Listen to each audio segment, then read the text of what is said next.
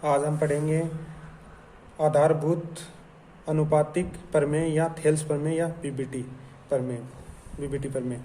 किस इसका स्टेटमेंट हमें ये दे रखा है, किसी त्रिभुज की एक भुजा के समांतर खींची गई एक रेखा, किसी त्रिभुज की एक भुजा के समांतर खींची गई एक रेखा त्रिभुज की शेष दो भुजाओं को प्रतिच्छेद करती है, तो यह दोनों भुजाओं को समान अनुपात में विभाजित करती है। ये हमें दे रखा है। अब इसको सॉल्यूशन करते हैं।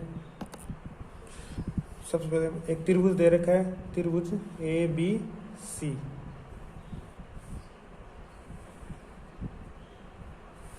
ए बी सी जिसकी इसके समांतर कोई एक भुजा है, ये भुजा आ गई, ये समांतर एक भुजा है जो डी एफ इसके मध्य बिंदु हो गए, तो इसको शेष दो भुजाओं को समान अनुपात में विभाजित करता है। कैसे?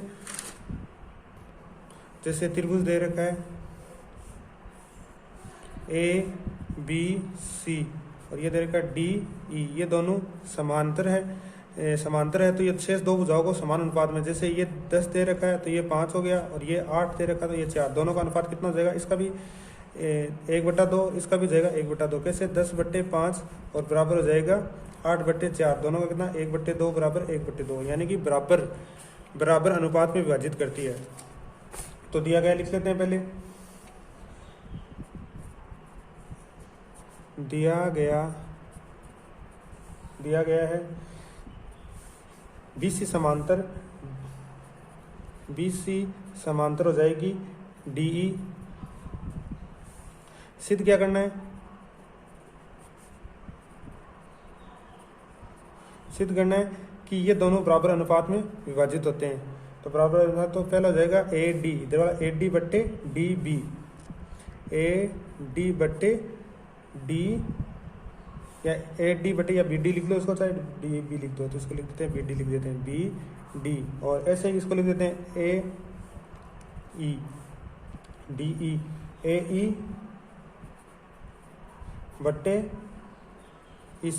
ये तो हमें सिद्ध करना है कि शेष दो भुजाओं को बराबर अनुपात में विभाजित करता है। अब इसके लिए हम करेंगे रचना करेंगे। रचना क्या करेंगे कि ई से AD पे लंब डालेंगे, ई से AD पे लंब डालेंगे, ई से AD पे लंब डालेंगे, और ये रही, और एक यहाँ से डालेंगे, एक लंब डालेंगे इस पे, 2 लंब डाल दी। इसको तो नाम दे देते हैं N, इसको दे देते हैं M। तो पहले क्या किया? ED EM लंब है किस पे? AB पे, यहाँ पे AD मान लो या AB मान लो, AD, और EA और DN लंब है AE पे, यानी कि यहाँ से ये लंब डाल दिया और यहाँ से ये लंब डाल दिया, दोनों लंब डाल दिए। लंब डालने के बाद यहाँ से इसको मिलाया और इसको यहाँ से मिलाया, जो त्रिभुज बन रहा है इसकी भी ऊंचाई ये होगी, इसकी भी ऊंचाई ये होगी, दोनों की ऊंचाई एक होगी। अब करते हैं उत्पत्ति के अंदर क्या आएगा? हम जानते हैं क्या? त्रिभुज का क्षेत्रफल क्या होता है? 1/2 गुणा आधार गुणा ऊंचाई, 1/2 आधार गुणा ऊंचाई। और इसके अंदर मान लेते हैं कि EM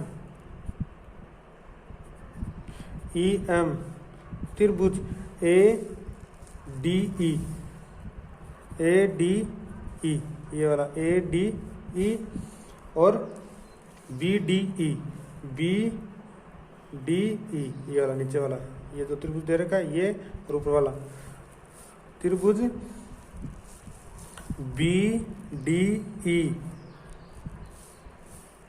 BD दोनों की ऊंचाई है। यानी कि ये वाली जो दे रखी है ना EM, ये दोनों की क्या है, इस वाले त्रिभुज की भी ऊंचाई है और इस वाले त्रिभुज की भी ऊंचाई है। तो ये दोनों ऊंचाई है, तो दोनों का क्षेत्रफल निकाल लेते हैं। पहले वाला त्रिभुज कौन सा, ADE, ADE का क्षेत्रफल बट्टे किसका, त्रिभुज BDE का क्षेत्रफल 1/2 गुणा आधार, इसका आधार कौन सा जाएगा, AD गुणा ऊंचाई, ऊंचाई अभी क्या मानी थी, EM, तो ये रहेगी EM बट्टे 1/2 गुणा, इसका आधार कौन सा जाएगा, इसका आधार हो जाएगा BD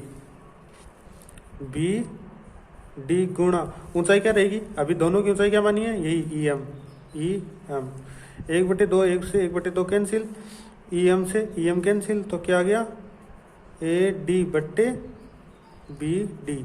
इसको नाम समीकरण नंबर 1, समीकरण नंबर 1, समीकरण नंबर 1। अब आगे चलते हैं। तो इसी प्रकार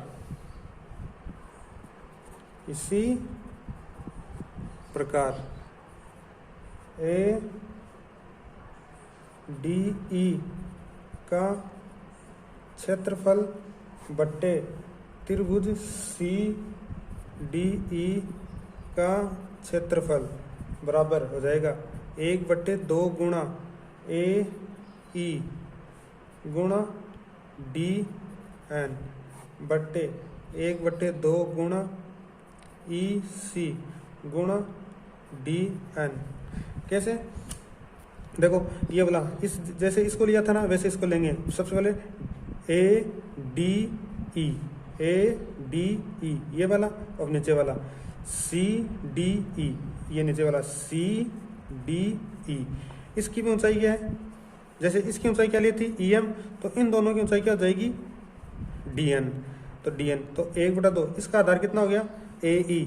कैसे, AE इसका आधार होता, इसका आधार क्या होता DN, DA होता ना, जैसे इसका आधार हो गया AE और DN दोनों की क्या हो गई ऊंचाई। इसी प्रकार इसका हो जाएगा EC, ये वाला इसका आधार हो जाएगा, ये आधार हो गया और ये वाली इसकी ऊंचाई हो जाएगी। क्यों, ये 90 डिग्री जो लंब डालते हैं ना वही ऊंचाई होती है। तो इसके अंदर भी क्या हो जाएगा 1/2 से 1/2 कैंसिल, DM से DN कैंसिल, तो आ जाएगा AE बट्टे EC। इसको दे देते हैं समीकरण नंबर 2, ये समीकरण नंबर 1, ये समीकरण नंबर 2, समीकरण नंबर 1 और 2। आपने 9th क्लास में ऊपर में नंबर 2 पढ़ी थी, 10th चैप्टर के अंदर क्या पढ़ी थी, जैसे ये चतुर्भुज दे रखा है, चतुर्भुज की ये त्रिभुज दे रखा है, चतुर्भुज की ये दो समांतर भुजा और एक ही आधार पे बनी हो, तो एक ही आधार पे समांतर भुजाओं के मध्य बने त्रिभुज, समांतर भुजाओं के मध्य बने त्रिभुज का क्षेत्रफल क्या होता है, बराबर होता है। ऊपर में नंबर 2 थी 9th क्लास के अंदर, तो वही इसके अंदर हम अप्लाई करेंगे। कैसे, ये समांतर भुजा है, ये समांतर भुजा है, तो इसके अंदर त्रिभुज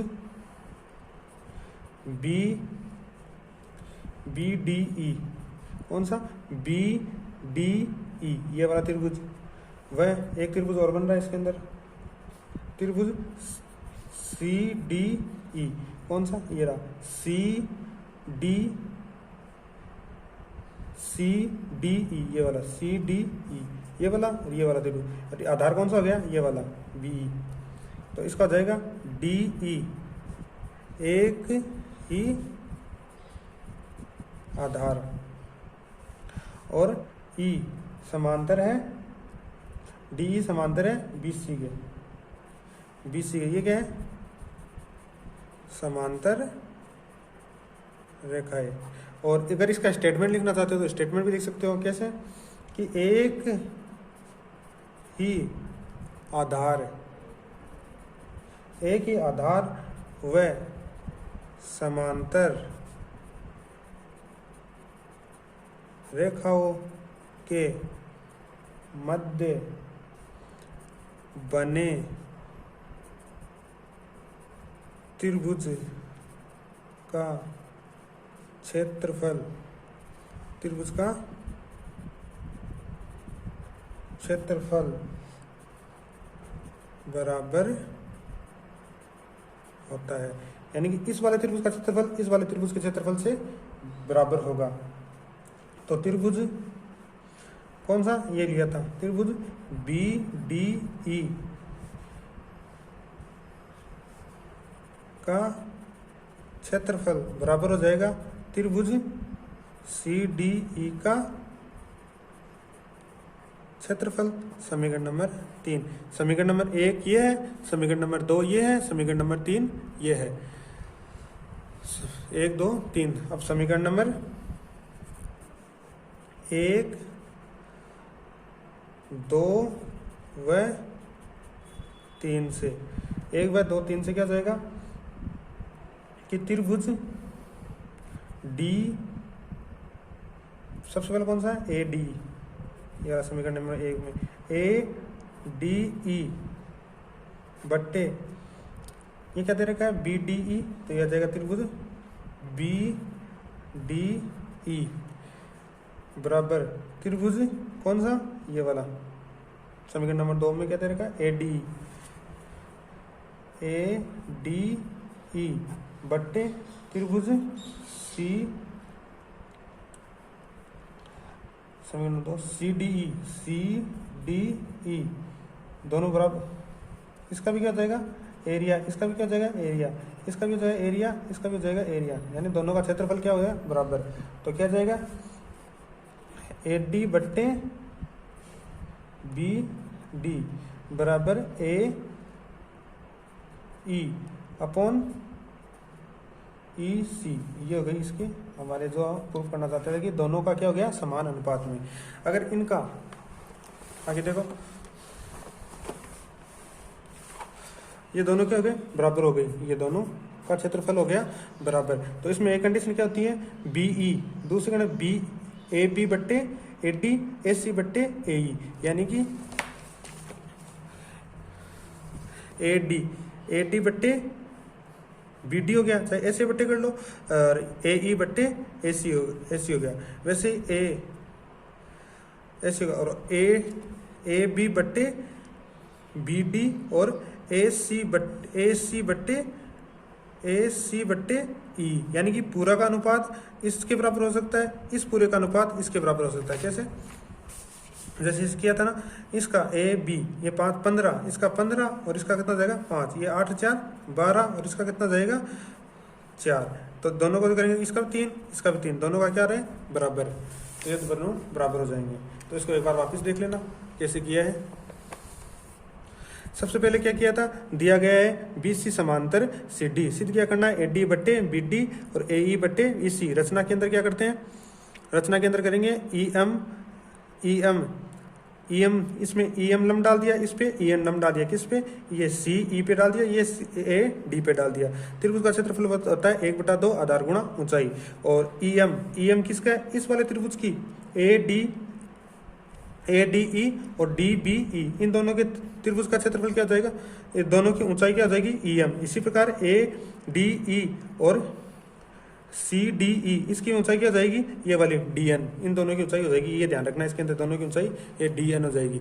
और फिर इसका क्षेत्रफल निकाल लिया, दोनों को काट लिया, और इन दोनों का क्षेत्रफल। फिर इसमें ध्यान रखना है कि जो 9th क्लास के अंदर है आपके चतुर्भुज वाला क्षेत्रफल, उसके अंदर कि जब दो समांतर रेखाओं के मध्य बने त्रिभुज एक ही आधार पे हो तो दोनों का क्षेत्रफल क्या होता है बराबर। एक ये थ्योरम लगी आपकी 9th क्लास से लगेगी। और इसके अंदर BDE का क्षेत्रफल बराबर DE का क्षेत्रफल, और समीकरण 1 2 3 से तीनों बराबर हो जाएंगे। तो ये हमारे हो गया सॉल्यूशन।